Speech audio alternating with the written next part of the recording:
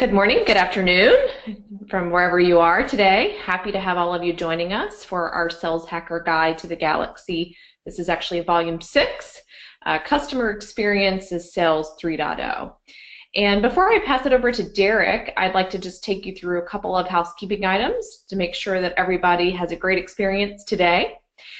First things first, if you have questions throughout the session, there is a questions pane in the Go to Webinar side panel.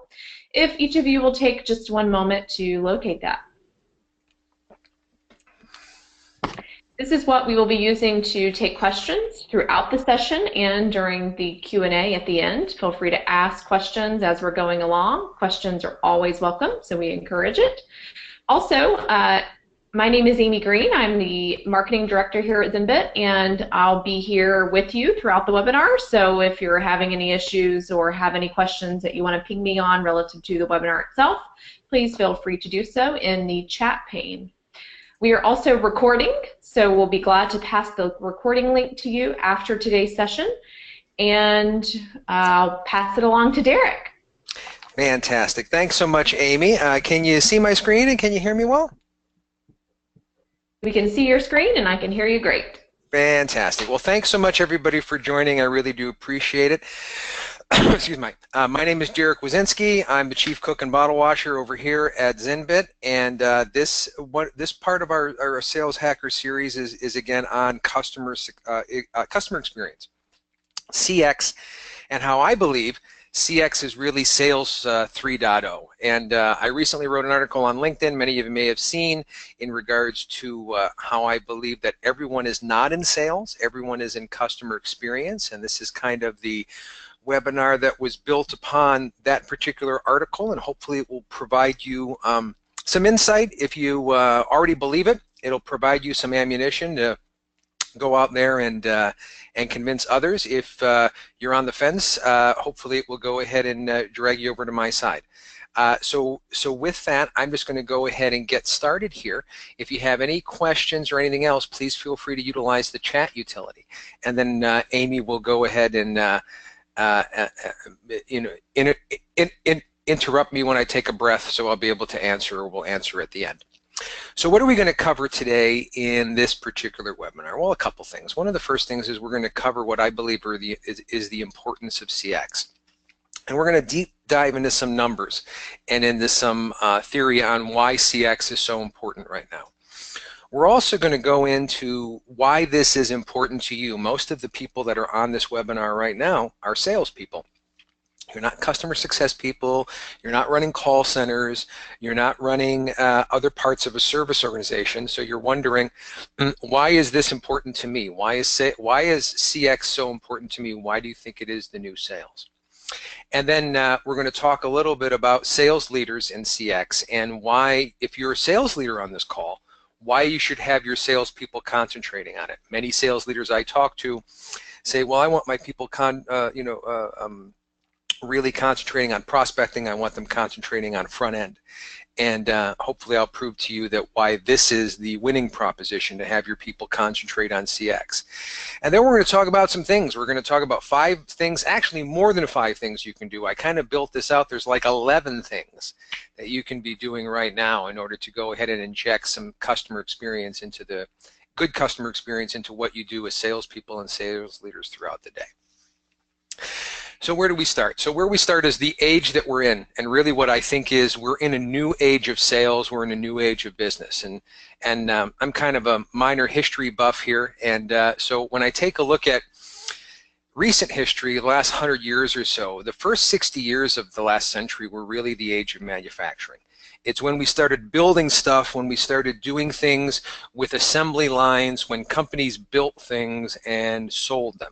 And so when you look at companies like Ford or Chrysler or GE or Boeing or General Motors, you know, they've developed they develop not only manufacturing products, but they also develop process in which to go ahead and provide mass manufacturer products to customers, right? That's kind of what we really got good at in those 60 years.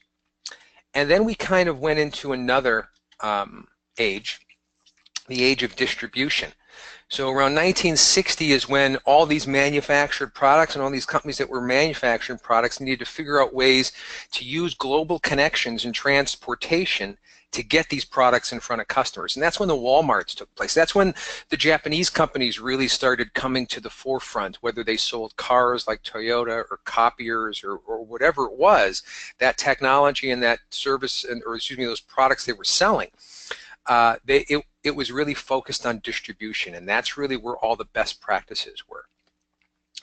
Then we moved into a more modern age, which is what I call the age of information, from about 1990 to 2010. And that's when information was really the most important thing. That was the age of the internet, the birth of the internet, the birth of companies like Amazon and Google. And if you notice, it's building. It's, you know, Amazon sells things that are manufactured and they have an incredible distribution network. But by offering the capability to make those purchases online, they're really creating not only, you know, they've created a different age. They've created a way in which people can buy anything at any time from anywhere. And Google's also one. There's others as well that are really good at this particular space. And now what we're kind of evolving into after all of this is what I call the age of the customer. And because we have all of this capability now, the ability to go ahead and have our manufacturing and our global distribution channels connected via PC or connected via mobile device where people can buy. Now it's not so much how to get things to people, it's how to get people into our online stores, how to get people into our shops, into how to get people to go ahead and purchase from us when there's so many choices and so many things.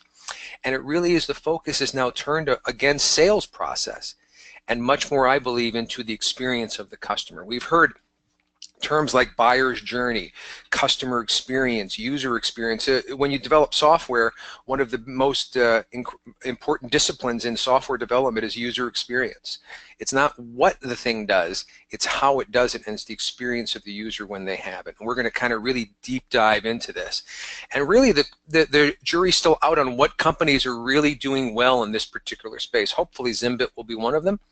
Hopefully the companies you work for will be one of them as well. So what does the customer want? Why are we in this customer age of this customer, and why is it important, and what do they want? Well, when you look at it, really in the space that we're mostly in, I'm looking at the people that are in this webinar, a lot of us are in technology sales. Whether it be software, hardware, service, we're in technology-based sales. And what customers really seem to want now over the last couple years is the cloud, is cloud-based solutions. So much so that in 2016, $209 billion was spent on private cloud services. In this year, about $250 billion is going to be spent on private cloud services. And in less than 3 years, it's been projected that almost $400 billion is going to be spent on private cloud services. And where's the lion's share of that being spent? Well, it's being spent on as a service products, whether it be software as a service, infrastructure as a service, X as a service. And that's kind of what I call what's going on. I think the future of what the customer wants is whatever we're selling, but at a service. And we can sit back and we can say, well, I'm going to poo-poo that because my thing that I sell, the widget I sell, is not service, it's a product, and people are never going to want the thing that I sell as a service. And really where we have to look is we have to look at the consumer space to find out how that kind of thinking is dangerous for us. It's dangerous for us to think that we are going to be immune to this push to a service or a subscription-based economy.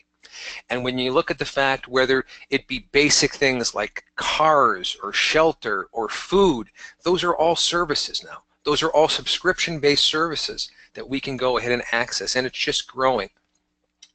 So much so that it's been estimated that the global X as a service market, anything as a service market, is going to grow almost 40% in just the next couple of years alone. So it's going to drastically, I believe it's going to drastically change. And now, so why is this different? Why has this happened? Why is this different? And why do we even have to worry about customer experience?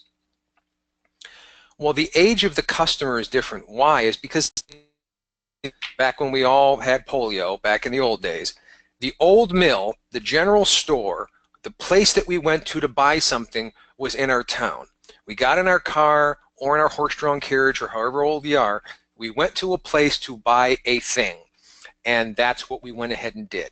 And we would go to the shoe store to buy shoes. We go to the hat store to buy hats. I remember as a kid, 30 some odd years ago, 40 some odd years ago now, going to a specific shoe store just to buy shoes. Well, what happened is that evolved into the big box stores and the Walmarts, and those came into our neighborhoods and they killed Main Street. And Main Street was decimated, and where there used to be a field was a parking lot and a huge box store, and that's where we went to not only buy our shoes, but our clothes and our groceries and our sporting gear and everything else. We moved to that, and so the age of that was changing, and the way we purchased was changing. Then more recently, the box stores have been really hurting because now everything we want is online, and we can just click a buy now button. And those things we used to buy at the old mill, but then we went to Walmart to buy there, we can now buy online. And we can buy it from multiple sources. We can buy it brand new at Amazon. We can buy it used on eBay. There's multiple ways